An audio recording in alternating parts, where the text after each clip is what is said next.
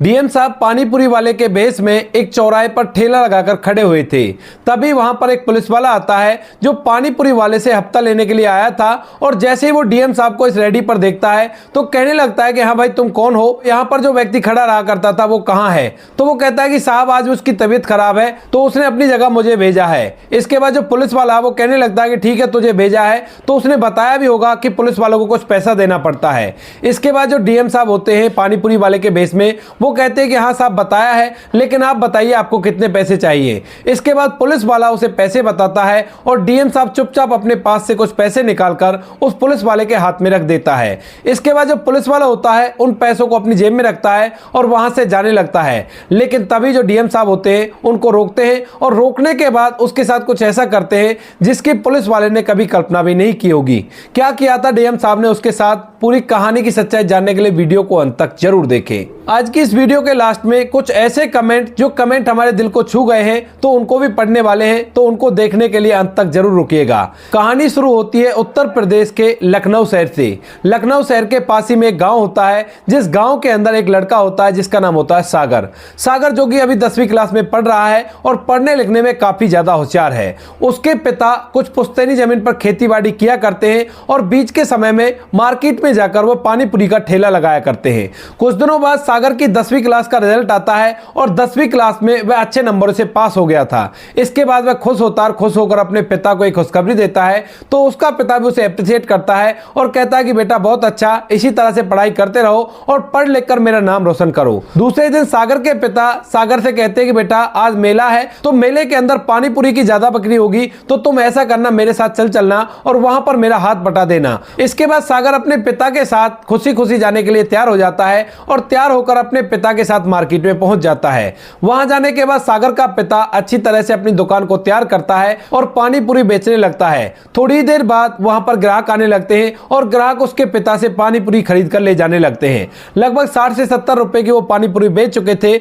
लेकिन तभी वहां पर एक पुलिस वाला आ जाता है जो कि दरोगा था और वह आकर सागर के पिता से कहने लगता है हफ्ता देने के लिए। अब सागर का पिता कहने लगता है कि साहब आज शाम को दे दूंगा, अभी मेरे पास पैसे नहीं है, अभी तो थोड़े ही पैसों की बिक्री हुई है। इसके बाद वह दरोगा कहने लगता है कि पिछले 7 दिन से मैं नहीं आया हूं तो 7 दिन का हफ्ता तुम पर बनता है और अभी के अभी मुझे हफ्ता चाहिए, वरना फिर देख लेना मैं तुम्हारे साथ क्या करता हूं।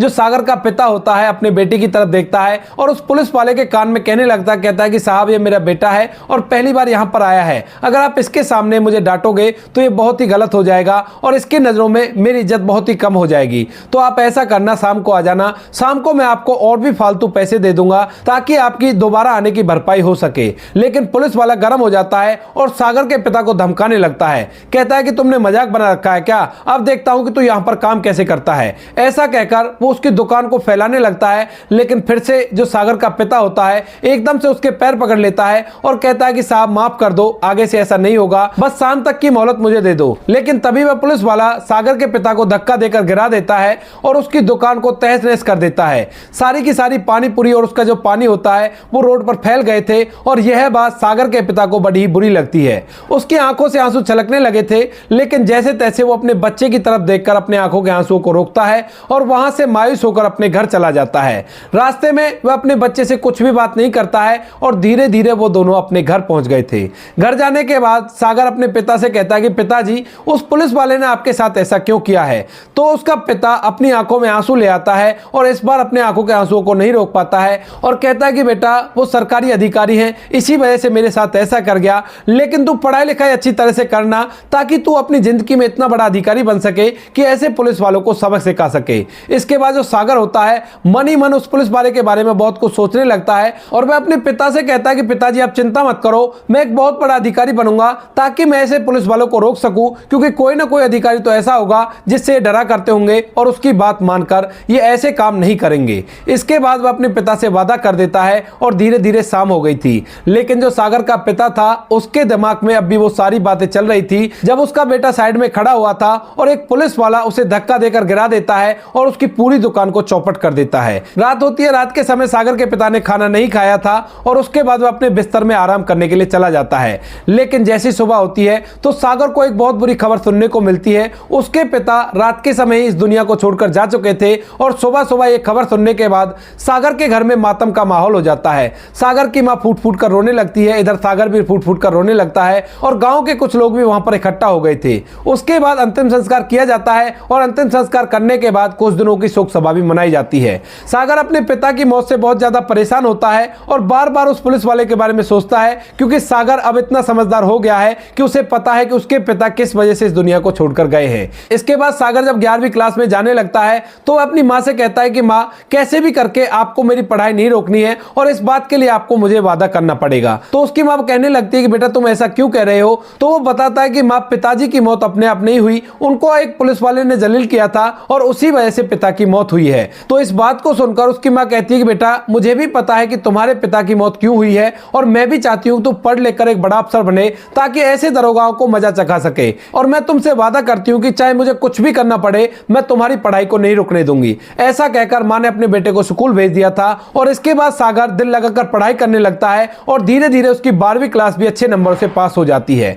अब 12वीं के बाद वह ग्रेजुएशन करने लगता है और ग्रेजुएशन के दौरान उसे पता चल जाता है कि सबसे बड़ा अधिकारी डीएम होता है और डीएम बनने के लिए उसे ग्रेजुएशन के बाद यूपीएससी का टेस्ट क्लियर करना होगा। इसी वजह से वह ग्रेजुएशन के साथ यूपीएससी की तैयारी भी करता है और धीरे धीरे उसकी ग्रेजुएशन भी कंप्लीट हो जाती है। इधर जो उसकी मां होती है वो अपनी पुश्तैनी जमीन का कुछ कुछ हिस्सा बेचकर अपने बेटे की पढ़ाई लिखाई को कराती है और साथ में अपने घर का खर्च चलाने लगती है। उसे अपने बेटे पर विश्वास था, वह सोचती थी कि बेटा जरूर से एक बड़ा अधिकारी बनेगा और उसके बाद हम ऐसी ढेर सारी जमीनें खरीद लेंगे। इसी तरह से समय बीतता रहता है। सागर कोचिंग करने के लिए मुखर्जी नगर चला गया था और वहीं से दिन रात एक करके मेहनत करता रहता है। 3 साल बाद अचानक से जो सागर होता है उसका डीएम बनने का सपना पूरा हो जाता है और उसने अव्वल नंबरों से यूपीएससी को क्लियर कर लिया था और उसका इंटरव्यू भी अच्छा गया था। सागर का नंबर सबसे ऊपर आता है और सागर एक डीएम बन चुका था। इसके बाद यह खबर वह अपनी मां को बताता है तो उसकी मां इस बात को सुनकर बड़ी खुश होती है और गांव मोहल्ले में मिठाइयां बांटती है अपने बेटे की कामयाबी के ऊपर। अब जो सागर होता है वह ट्रेनिंग करने के लिए चला जाता है और 2 साल की ट्रेनिंग को करने के बाद एक डिस्ट्रिक्ट के अंदर अपना कार्यभार संभालने लगता है। लेकिन आज तक भी सागर को वो बात याद है जब उसका पिता एक पुलिस वाले के पैरों को पकड़ रहा था और कह रहा था कि साहब ऐसा मत करो, मेरी रोजी रोटी है और ये पूरी तरह से तबाह हो जाएगी। लेकिन उस पुलिस वाले ने उसके पिता पर जरा भी रहम नहीं दिखाया था और इसी वजह से उसके पिता की मौत हुई थी। उसके बाद जो सागर होता है वहां से उस पुलिस वाले के बारे में पता निकालने लगता है, क्योंकि सागर अब उस पुलिस वाले से बदला लेना चाहता है और सागर को यह भी पता है कि जो एक बार रिश्वत लेने लगता है वो जीवन भर इस रिश्वत को नहीं छोड़ पाता। तो आज भी वो कहीं ना कहीं रिश्वत ले रहा होगा और उसी से मैं अपने पिता की मौत का बदला लूंगा। अब जब सागर उस पुलिस वाले के बारे में पता लगाता है तो उसे पता चलता है कि उसकी पोस्टिंग एक दूसरे डिस्ट्रिक्ट में हो रखी है और वहां पर रहकर वह अपनी ड्यूटी कर रहा है। तो जो सागर होता है वहां के डीएम साहब का नंबर निकालता है और फोन पर उससे बात करने लगता है। फोन पर बात करने के बाद वह उनसे कहता है कि डीएम साहब आपकी मदद चाहिए, एक छोटा सा काम है जो अधूरा रह गया है और आपके डिस्ट्रिक्ट में आकर वह काम मेरा पूरा होगा। इस बात को सुनने के बाद जो वहां के डीएम साहब होते हैं वो कहते हैं कि आप कैसी भी चिंता मत करो, अगर ऐसी बात है तो आप बेशक से यहां पर आ जाओ और अपने काम को पूरा कर लो। इसके बाद जो सागर होता है वहां से उस डिस्ट्रिक्ट में जाता है जहां पे फिलहाल उस पुलिस वाले की पोस्टिंग थी और वहां जाकर डीएम साहब को पूरी कहानी बताता है। वह बताता है कि इस तरह से आपके डिस्ट्रिक्ट में एक दरोगा है और उसको मैं सबक सिखाना चाहता हूं क्योंकि वो आम जनता को बहुत ज्यादा परेशान किया करता है। इसके बाद जो वहां के डीएम साहब होते हैं वो उनकी मदद करने के लिए तैयार हो जाते हैं और कहते हैं कि आप जैसा कहोगे वैसा ही हो जाएगा, क्योंकि हम भी एक डीएम है, अगर हमें भी आपके डिस्ट्रिक्ट में कोई जरूरत पड़ेगी तो आप हमारा भरपूर सहयोग करोगे। ऐसा कहकर दोनों की बातें तय हो गई थी और बातों के बाद जो सागर होता है वो उस दरोगा को सबक सिखाने के लिए पूरी तरह से तैयार था। उसने डीएम साहब को बता दिया था कि यह बात हम दोनों के बीच में रहनी चाहिए, ज्यादा व्यक्तियों को इस बारे में नहीं पता चलना चाहिए। अगर ज्यादा को पता चल गया तो पुलिस वाला सावधान हो जाएगा और फिर मैं उसके साथ कुछ भी नहीं कर सकता। सागर ने अपने मन में पहले ही पूरा प्लान बना रखा था और वह डीएम साहब को प्लान समझा देता है। प्लानिंग के तहत डीएम साहब उसका साथ देने के लिए तैयार हो जाते हैं और जिन जिन चीजों की सागर मांग करता है वो सभी चीजें उनको अवेलेबल करा दी जाती हैं। इसके बाद सागर उस मार्केट में जाता है जहां पर उस पुलिस वाले की पोस्टिंग थी और वहां पर जाकर दुकानदारों से उस पुलिस वाले के बारे में पता करता है। तो उसे पता चलता है कि वह पुलिस वाला यहां पर भी हफ्ता वसूल करने के लिए खुद ही आया करता है और यहां से हफ्ता वसूल करके ले जाया करता है, लेकिन वो 7 दिन बाद एक बार आया करता है और उस दिन आकर पूरा हफ्ता कलेक्ट करके ले जाया करता है। अब जब सागर को पता चल जाता है उसके बारे में सब कुछ, तो सागर अपनी योजना पर काम करता है और वहां पर एक पानीपुरी वाले के पास जाता है। उससे कहता है कि भाई एक दिन के लिए तुम्हारा ठेला चाहिए और उस दिन पूरे दिन भर जितने भी पैसे तुम कमाते हो उन पैसों को मैं तुम्हें दे दूंगा, लेकिन उस दिन मुझे तुम्हारे ठेले पर काम करना है। तो पानीपुरी वाला कहता है कि ठीक है साहब, अगर ऐसी बात है तो आप बेशक बेशक से मेरे ठेले पर काम कर लेना, मुझे भी एक दिन की छुट्टी मिल जाएगी। सागर ने उस पानीपुरी वाले का नंबर ले लिया था और वहां से चला जाता है। अब जिस दिन वो दरोगा हफ्ता वसूल करने के लिए आता है, उसी दिन सागर वहां से सीधा पानीपुरी वाले को फोन करता है और उसे पूरा ठेला तैयार करवाकर उसके पास आ जाता है और कहता है कि तू यहां से चला जा। लेकिन जैसे पानीपुरी वाला वहां से जाने वाला था तो एकदम से वापस लौटता है और उसे 600 रुपए निकाल कर देता है और कहता है कि साहब ये लो 600 रुपए और इसमें 100 रुपए और मिलाकर यहां पर एक पुलिस वाला आता है हफ्ता वसूल करने के लिए, उसे दे देना। अगर आपने उसे ये पैसे नहीं दिए तो वो हमें यहां पर काम नहीं करने देगा। इस बात को सुनकर जो सागर होता है चुपचाप उन पैसों को रख लेता है और कहता है कि ठीक है, तुम चिंता मत करो, मैं उसे आज का हफ्ता दे दूंगा और तुम्हें कैसी भी कोई टेंशन लेने की जरूरत नहीं है। ऐसा कहकर उसने उसे भेज दिया था और इसके बाद पानीपुरी के ठेले पर पानीपुरी वाले की तरह ही काम करने लगता है। दिन में कुछ ग्राहक आते हैं और उन ग्राहकों को वह अच्छी तरह से पानीपुरी खिला देता है। अब जब दोपहर का समय होता है तभी अचानक से वही दरोगा वहां पर आ जाता है सागर से हफ्ता वसूल करने के लिए और सागर देखते ही उसे पहचान जाता है कि यह वही दरोगा है जिसने मेरे पिता का अपमान किया था। वह उसके पास आता है और आने के बाद कहने लगता है कि भाई तू कौन है और यहां पर जो व्यक्ति काम किया करता था वो कहां है। तो सागर बता देता है कि साहब वो तो बीमार हो गया है, आज मैं यहां पर काम करने के लिए आया हूं, बताइए आपको क्या चाहिए। तो उसके बाद वो दरोगा कहने लगता है कि देखो 7 दिन बाद मैं आया हूं तो मुझे 7 दिन का हफ्ता चाहिए, मुझे 7 दिन का हफ्ता दे दो। इसके बाद सागर कहने लगता है कि हाँ साहब बताकर तो गया था, लेकिन कितने पैसे आपको चाहिए। तो वो कहता है कि मुझे 700 रुपए चाहिए क्योंकि एक दिन के 100 रुपए होते हैं, तो 700 रुपए मुझे दे दो और मैं यहां से चला जाऊंगा और तुम आराम से यहां पर काम कर सकते हो। उसके बाद सागर अपने पास से 700 रुपए निकालता है और उस पुलिस वाले के हाथ में थमा देता है। पुलिस वाला उन पैसों को लेता है और उन पैसों को अपने जेब में रखकर वहां से जाने लगता है। लेकिन तभी सागर आगे बढ़ता है और आगे बढ़कर उस पुलिस वाले का हाथ पकड़कर उसको रोक लेता है। कहता है कि साहब जाते कहां हो, अभी तो बहुत कुछ बाकी है, इतनी जल्दी तुम्हें यहां से नहीं जाने दूंगा। अब जैसे पुलिस वाला उसके बोलने के तरीके को देखता है और देखता है कि उसने उसका हाथ पकड़ा है तो एकदम से अपने हाथ को झटकता है और कहता है कि तू होता कौन है मेरा हाथ पकड़ने वाला। इसके बाद जो सागर होता है वो एकदम से आवाज लगाता है और कहता है कि जल्द से आ जाओ।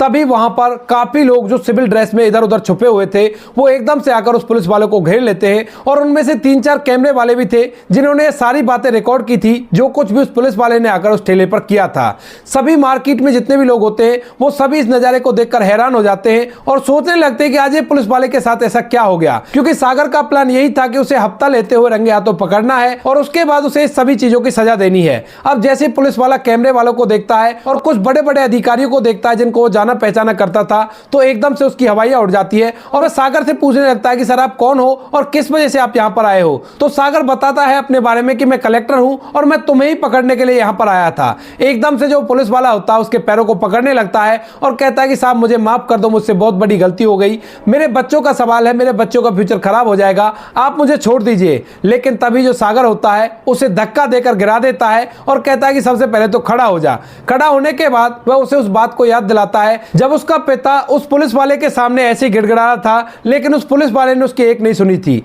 इसके बाद जो सागर होता है उन लोगों को आदेश देता है, कहता है कि इसे पकड़ लो और पकड़ने के बाद इसे जेल में बंद कर दो और इसके बाद उसको कोर्ट में पेश किया जाता है। साथ में सारे सबूत भी दिखाए जाते हैं, जिन सबूतों में वो हफ्ता लेता हुआ साफ साफ दिखाई दे रहा था और उसके बाद उसकी नौकरी तो हटती है और साथ में उसे सजा भी हो जाती है। वह पुलिस वाला जेल काटने लगता है और सागर इन सभी बातों को सोचकर बड़ा ही खुश होता है और उसे लगता है कि उसने आज अपने पिता को इंसाफ दिला दिया है। इसके बाद सागर डीएम साहब के पास जाता है और डीएम साहब का बहुत बहुत धन्यवाद करता है। मार्केट के अंदर जब ये बात पता चलती है तो सभी दुकानदार सागर की वाहवाही करने लगते हैं, क्योंकि वह पुलिस वाला सभी को परेशान किया करता था और आज उस पुलिस वाले को सलाखों के पीछे कर दिया गया है, वो भी एक डीएम साहब की वजह से। डीएम साहब के इस एक्शन से जनता बहुत ही ज्यादा खुश होती है और प्रशासन की बहुत ही ज्यादा बड़ाई करने लगती है। इधर यह बात सागर अपनी मां को बताता है तो मां भी अपने बेटे पर गर्व महसूस करती है और कहती है कि शाबाश बेटा, तूने आज अपने पिता के अपमान का बदला ले लिया। तो दोस्तों ये थी कहानी एक लड़के की जिसके पिता को एक घूसखोर पुलिस वाले ने परेशान किया, लेकिन उसके बाद वह लड़का कलेक्टर बन जाता है और उस पुलिस वाले को सबक सिखाता है। आप क्या कहना चाहते हो इस कहानी के बारे में? आपकी जो भी राय कमेंट सेक्शन में लिख सकते हो, लोगों के साथ शेयर कर सकते हो। वीडियो अगर अच्छी लगे तो वीडियो को लाइक और चैनल को सब्सक्राइब जरूर करें ताकि हमें थोड़ा सा हौसला मिले आप लोगों के लिए ऐसे अच्छे वीडियो बनाने के लिए। इन कहानियों को सुनाने का उद्देश्य किसी को परेशान करना बिल्कुल भी नहीं है। यह कहानी आपको इसलिए सुनाई जाती है ताकि आप लोग इन कहानियों में से कुछ ना कुछ सीख सको और अपने जीवन में उस चीज को अप्लाई कर सको। अब बारी आती है कुछ ऐसे कमेंट पढ़ने की जिन कमेंटों की वजह से हमें बहुत ही ज्यादा मोटिवेशन मिलता है और उनके कमेंटों को पढ़ने के बाद दिल खुश हो जाता है। सबसे पहला कमेंट है असलम खान, जिन्होंने गुड लिखा है और रेड हार्ट भेजे हैं। तो असलम खान जी, आपका तहे दिल से धन्यवाद हमारी वीडियो को अपना प्यार देने के लिए। दूसरा कमेंट आता है डॉक्टर शाहिद शेख का, जिन्होंने लिखा है बहुत अच्छा किया सावित्री देवी ने। यह उस वाली वीडियो के लिए है जिसमें एक जावेद नाम के लड़के ने मां को ही चुरा लिया था। अगर आप लोगों ने नहीं देखी है तो वहां पर जाकर देख सकते हो। बहुत ही अच्छी कहानी है और कहानी को सुनने के बाद आपको पता चलेगा कि इंसानियत क्या होती है। तो डॉक्टर शाहिद जी, आपका तहे दिल से धन्यवाद अपना कीमती वक्त निकालकर हमें इस लायक समझने के लिए। तीसरा कमेंट आता है ताहिर हुसैन जी का, जिन्होंने लिखा है कि इंसानियत किस किस के हिस्से में आती है। अगर ये कहानी सच्ची है तो सावित्री जी ने बहुत ही सही किया है, बिल्कुल सही किया है। तो ताहिर हुसैन जी, आपको बता देता हूं, कहानी का आधार बिल्कुल सत्य होता है। जगह के नाम और कैरेक्टर के नाम बदलने पड़ते हैं क्योंकि हर कहानी के अंदर कोई ना कोई विलन होता है और हम नहीं चाहते कि हमारी कहानी की वजह से किसी को कोई भी परेशानी हो और किसी का दिल दुखे। इसी वजह से जगह के नाम और कैरेक्टर के नाम बदल दिए जाते हैं, लेकिन कहानी का आधार बिल्कुल सत्य होता है। तो आपका भी तहे दिल से धन्यवाद अपना कीमती वक्त निकालकर हमें इस लायक समझने के लिए। अगला कमेंट आता है जितेंद्र त्रिपाठी, आईडी का नाम है,